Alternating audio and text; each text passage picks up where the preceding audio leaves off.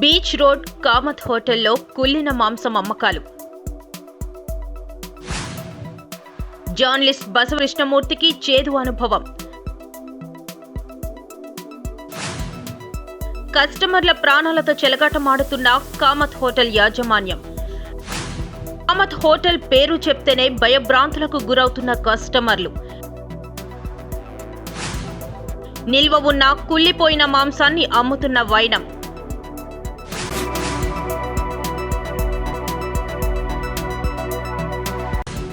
కుళ్ళిన వాసనతో వామ్మో అంటున్న కస్టమర్లు. ఫుడ్ సేఫ్టీ అధికారులకు చెప్పిన ఫలితం శూన్యం. నేను బయట ఉన్నా మా దగ్గర సిబ్బంది కొరత ఉంది, ఇప్పుడు ఏమీ చెయ్యలేము, రిటర్న్ కంప్లైంట్ ఇవ్వండి అన్న ఫుడ్ అధికారి అప్పారావు. కుళ్ళిందని ల్యాబ్కి పంపినా ప్రూవ్ చేయలేం, మీరు జర్నలిస్ట్ కదా ఆర్టికల్ వేయండి, అది నా పరిధి కాదు అన్న మరో అధికారి నందాజీ. బీచ్ రోడ్డు కామత్ హోటల్లో కుళ్ళిన మాంసం అమ్మకాలు. జర్నలిస్టు బసవకృష్ణమూర్తికి చేదు అనుభవం. కస్టమర్ల ప్రాణాలతో చెలగాటమాడుతున్న కామత్ హోటల్ యాజమాన్యం. కామత్ హోటల్ పేరు చెప్తేనే భయభ్రాంతులకు గురవుతున్న కస్టమర్లు. నిల్వ ఉన్న కుళ్ళిపోయిన మాంసాన్ని అమ్ముతున్న వైనం.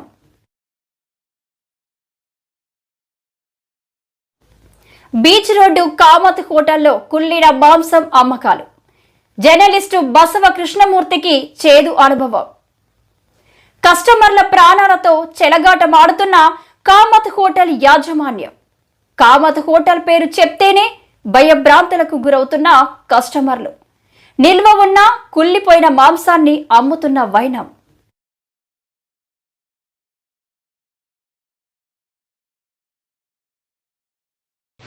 నమస్తే అండి, నా పేరు బసవకృష్ణమూర్తి.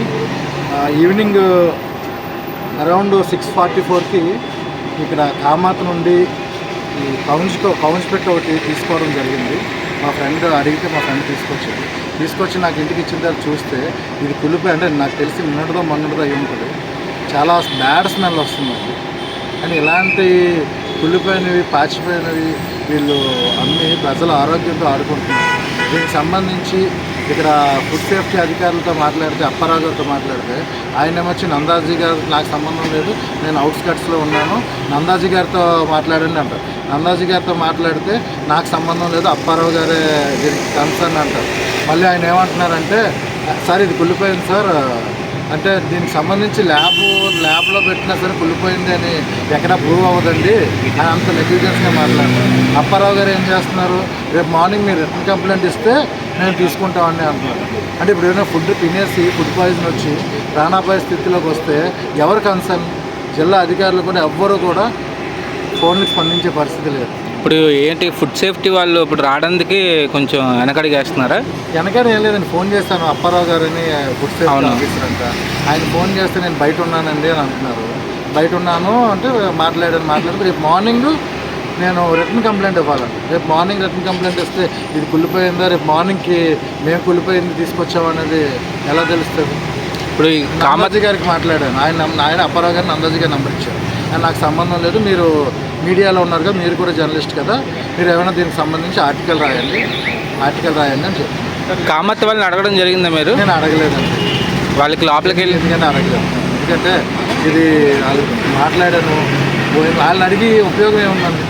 కుళ్ళిపోయింది అమ్మేటప్పుడు ముందు వాళ్ళు చూసుకోవాలి, దీని వ్యాలిడిటీ ఏంటి, దీన్ని ఎలా ఉంది ఏంటని చూసుకొని వాళ్ళు ప్రజలకు సర్వ్ చేయాలి. ఇప్పుడు కుళ్ళిపోయింది అన్నప్పుడు వాళ్ళతో అడగాల్సిన అవసరం ఏంటి? అది అవసరం లేదు కదా. ఎప్పుడు తీసుకున్నారు మీరు ఇది? ఇప్పుడు ఇది తీసుకున్నది 6:44 తీసుకున్నాను. ఇంకెవరు కూడా స్పందించట్లేదండి. అంటే ఎంత నెగ్లిజెన్స్ అంటే ఆయన మళ్ళీ తర్వాత నేను మీడియా గ్రూప్లో పెట్టిన తర్వాత అప్పారావు గారు ఫోన్ చేసి, సార్ నేను వస్తున్నాను సార్ అన్నాను. మాకు ఇప్పుడు వచ్చిపోయింది.